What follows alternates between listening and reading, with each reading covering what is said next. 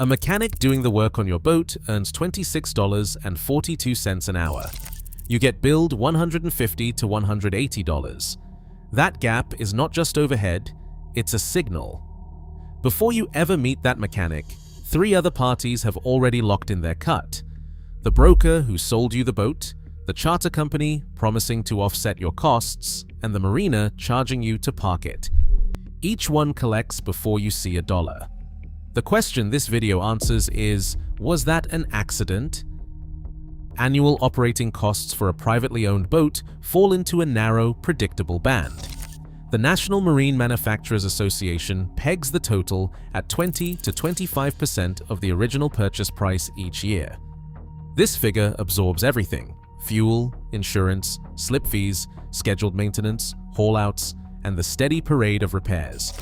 For a $600,000 boat, that means $120,000 to $150,000 leave the owner's account every 12 months, whether the boat moves or not. Financing pushes the drain higher. With a standard 20% down payment and a 5-year loan, the cash outflow rises to 27 to 30% of the purchase price per year.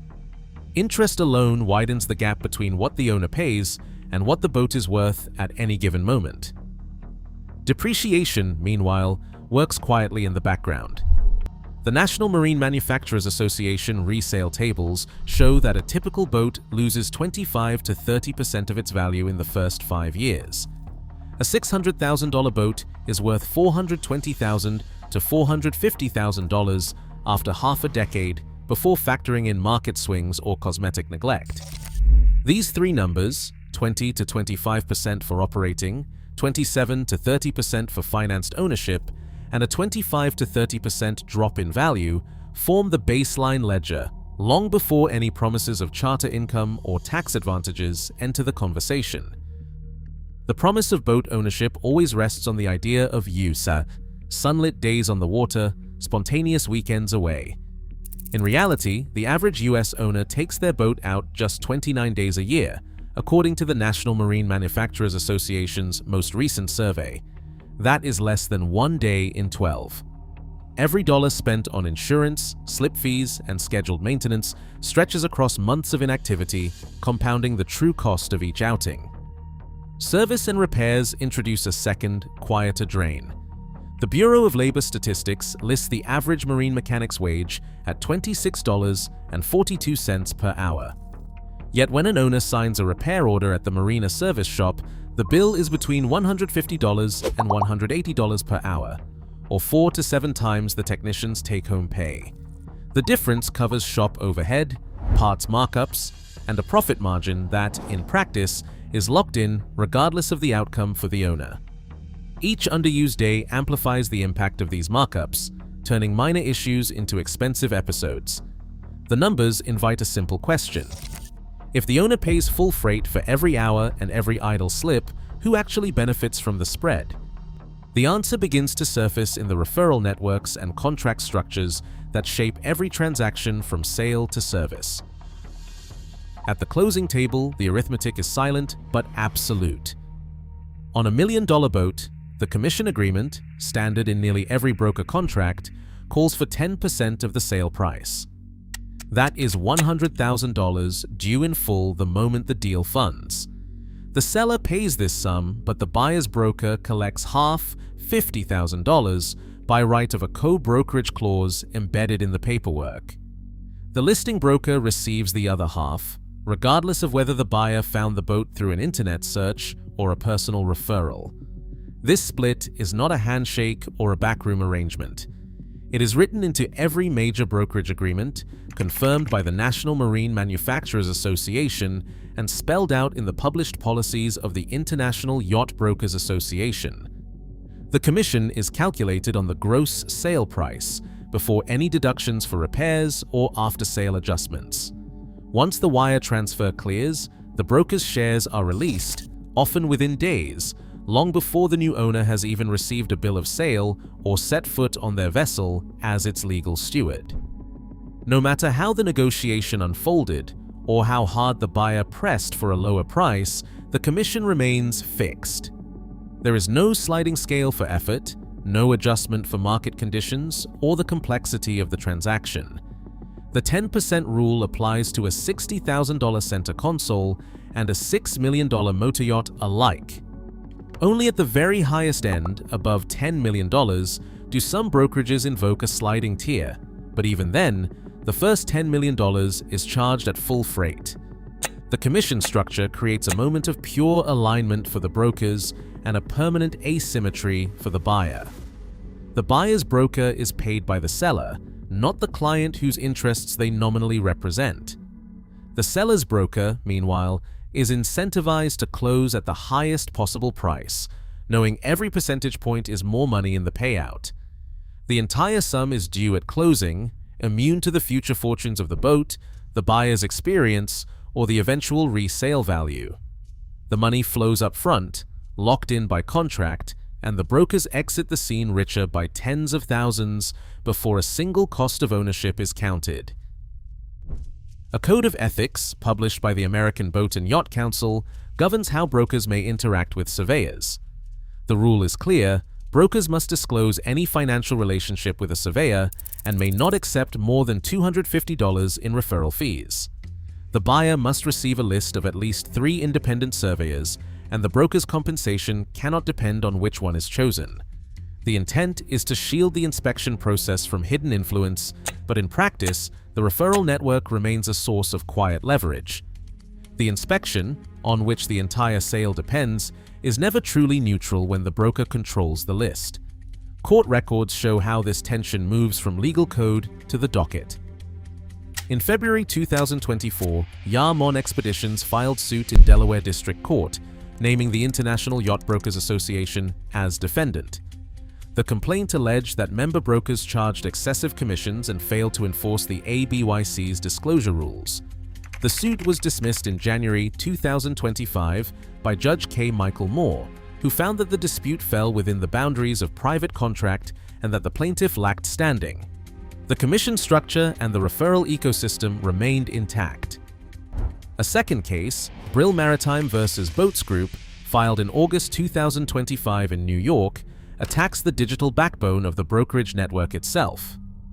Brill Maritime claims that Boats Group, which owns Yacht World, Boat Trader, and Boats.com, controls roughly 75% of all online boat listings in the United States. The complaint details a subscription-based model. Brokers must pay annual fees to list vessels, and any listing is locked in for 12 months. Early removal triggers a penalty equal to half the remaining contract value. The lock-in clause, quoted directly in the court filing, prevents brokers from moving listings freely between platforms and cements. Boats Group's near monopoly over the digital marketplace. As of May 2026, the case remains pending. The pattern is not hidden. Brokers are paid before the buyer takes possession. Referral fees, capped but persistent, flow through networks that serve the transaction first and the owner second. The listing platforms, which brokers must pay to access, enforce their own rules through binding contracts. Each layer is individually rational, defensible even, but together they create a system where the owner's upside is last in line, and legal challenges have so far only confirmed the structure. Charter management contracts spell out the arithmetic long before any owner sees a dollar.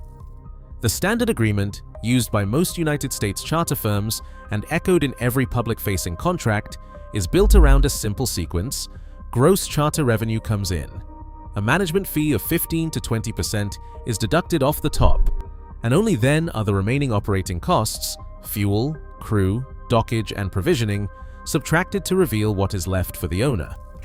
The fee is not negotiable, not performance-based, and not subject to refund if bookings fall short. It is owed on every dollar of revenue, whether the season is a sellout or a washout. The industry pitch leans on occupancy math, promising that a well-placed yacht can offset its costs or even turn a profit if it reaches a certain number of charter weeks per year. The break-even threshold, buried in management brochures and contract footnotes, sits at 16 to 20 weeks of paid bookings. This figure is not a marketing flourish. It is the dividing line between a vessel that covers its own slip fees and one that quietly bleeds cash. For a 60-foot motor yacht, the difference between 12 weeks booked and 18 is the difference between a manageable annual loss and a five-figure shortfall. The management fee is always calculated on gross revenue, not net. If a boat earns $100,000 in charter bookings, the operator takes $15,000 to $20,000 before a single expense is paid. Fuel, cleaning, and repairs are then deducted from what remains, often consuming another 30% or more. The owner receives only the residue, with no recourse for seasons cut short by weather, mechanical issues, or market downturns. Contracts reviewed from Europe, Yachts Charter, INT Marine, and Catamaran Guru all confirm this sequence. Managers cut first, operating costs next, owners share last. This structure produces a quiet but absolute mismatch between the promise and the likely outcome. Most owners, even those who sign up with the intent to maximize charter weeks, struggle to reach the 16 to 20-week break-even point. Industry utilization studies show that actual occupancy often falls short, especially outside peak season or in markets with heavy competition. For the majority, the management fee is not a path to upside, but a fixed toll, collected regardless of the owner's net result. The arithmetic is not a secret, but it is rarely emphasized at the point of sale. Instead, it sits in the middle of the contract, quietly shifting risk away from the manager and onto the person who signed the check. Owner B's ledger for the first full charter season reads like a case study in subtraction. The year began with Promise, a recently purchased $850,000 catamaran placed with a national charter operator and a calendar open for bookings. The gross charter revenue at the end of the season came in at $62,000. That is the top line, the number featured in every sales pitch and owner update. But the arithmetic starts before the first dollar ever reaches the owner's account. The charter company deducted a management fee of $12,400, exactly 20% of gross, matching the industry standard. This fee is automatic, applied to every booking, and not contingent on how many weeks the boat is actually chartered or whether the bookings cover the owner's costs. The contract is clear. The manager's cut comes off the top every time. Next came the operating expenses: fuel, crew, dockage, and provisioning. These total $18,600, about 30% of gross. Each line item is supported by invoices and receipts, but the owner has no practical control over the final tally. The operator selects the vendors, books the crew, and arranges the services, then sends the bill. After these deductions, the net before maintenance stands at $31,000, but the season's real impact appears in the repair and maintenance file.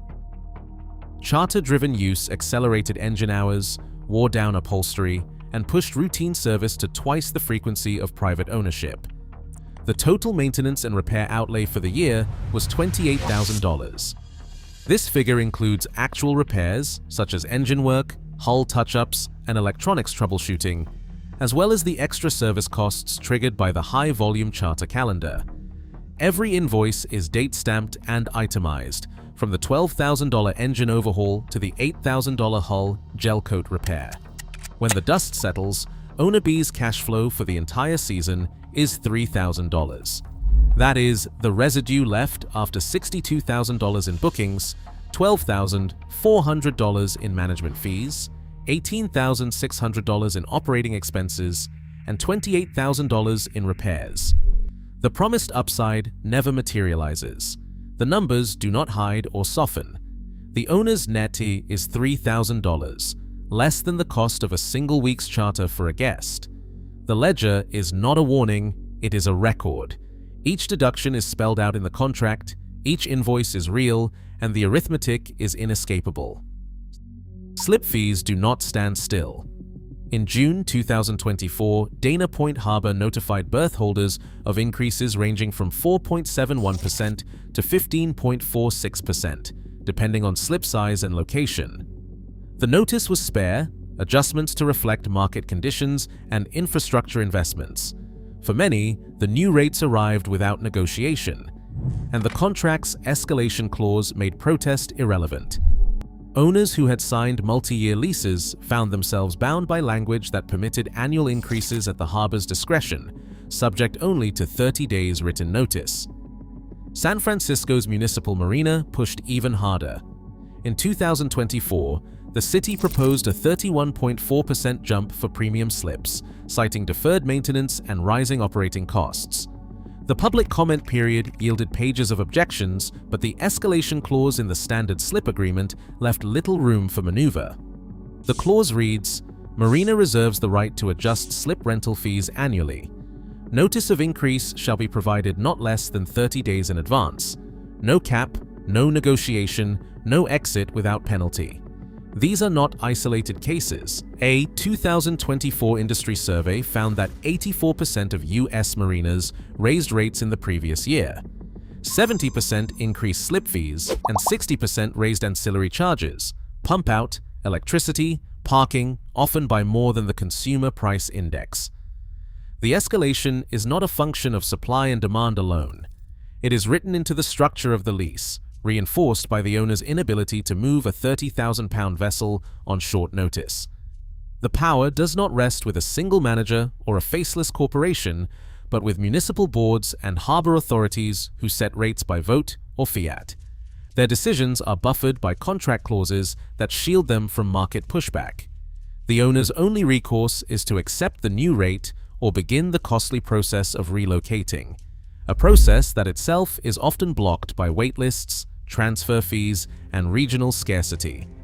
The result is a form of local captivity, engineered less by conspiracy than by the slow, silent machinery of public contract and administrative discretion.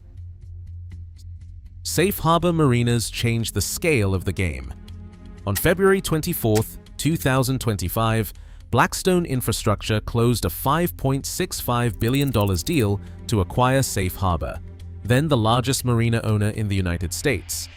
The transaction valued the business at 21 times its annual earnings, a multiple more common in tech than in boat slips. The logic was simple. Marina contracts, with their annual escalation clauses and owner lock-in, offered the kind of predictable, inflation-resistant cash flow that private equity covets. For boat owners, the effect was invisible but absolute. The slip became less a place to keep a boat and more a revenue stream to be packaged, traded, and leveraged. In the months that followed, Safe Harbor did not pause to digest. In November 2025, it added Port Annapolis, a 250-slip facility on the Chesapeake Bay, to its growing stable. Each acquisition extended the network, and each new contract imported the same escalation language: annual increases at management's discretion, 30 days notice, and no practical avenue for protest or exit. Owners who had once negotiated with local dockmasters now faced institutional landlords, backed by Wall Street, whose primary obligation was to investors, not tenants. The scale of consolidation is not theoretical. After the acquisition, Safe Harbor's portfolio spanned more than 140 locations nationwide. The business model depends on the owner's inability to move their vessel easily or to find alternative moorage without waitlists and transfer fees. The marina, once a local service, is now a financial asset class. The fee increases, the lock-in periods, and the escalation clauses are not isolated tactics. They are the foundation of a system that treats every slip as a captive annuity. For the individual owner, the terms are spelled out in the lease, but the power to contest them has shifted far beyond the harbor office. The economics are not accidental. They are engineered, contract by contract, across a network now valued in the billions. Today, the mechanics of ownership remain unchanged. Each intermediary's contract is structured to extract value before you see a return. Private equity now owns more than 25% of U.S. marina slips, and brokerage incentives remain aligned against owner upside. The arithmetic is public, but the consequences are personal. Clarity is not a guarantee of profit, but it is the only defense left. What you sign determines who wins. Let me know your perspective below.